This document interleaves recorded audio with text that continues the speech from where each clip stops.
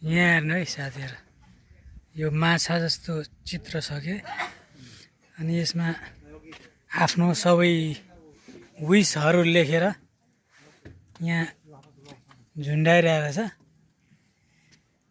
अनि विस यस्तो पुरा हुन्छ भन्ने सोच राखेर है यस्तो माछामा लेखेर अनि यस्तो टाँसिरहेको छ। यहाँ यसमा माछामा लेखेका जति पनि विसहरू छ, जसले लेखेका छन् सबैको विस पुरा होस् है, अनि मेरो पनि विस पुरा होस्। यो माछाको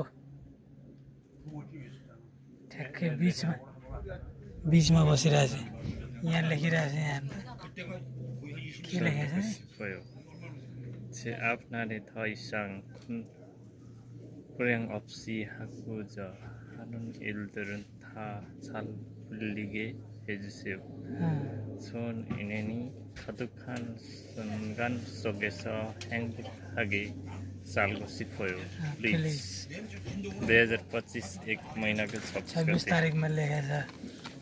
यसले के अरू त के हो, लास्टमा चाहिँ खुसीका साथ बाँच्न चाहन्छु भनेर लेखिरहेछ। अब कसको साथमा त थाहा छैन, आफ्नो इच्छा चाहिँ जाहेर गरेर लेखिरहेछ। सबैको इच्छा पुरा होस् है, यस्तो छ है। यहाँ राम्रो सपना देख्नेहरूको त सपना पुरा हुन्छ हो। हामी पनि राम्रै सपना देख्छौँ, के अरे हाम्रो पनि पुरा होस्, तपाईँ सबैको सपना पुरा होस् है। आजको ब्लग त यति धेरै भएछ कि एउटैमा सबै समेट्न सकिन्न। आज 4-5 वटा हुन्छ होला। अनि पालै पिलो हाल्छु, सबै चाहिँ हेरिदिनु होला है। यहाँनिर फोटो खिच्ने पनि एउटा मिरर जस्तो बनाएको छ, एउटा पैसामा दिन्थे यस्तो फोटो खिच्ने बनाइछ।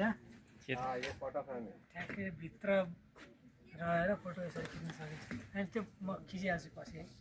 ओहो बल आउनु छ त, यो त खिच्नु पर्छ। पहला वाला अच्छा था, ऐसे करके पहला वाला अच्छा था, ऐसे अच्छा था।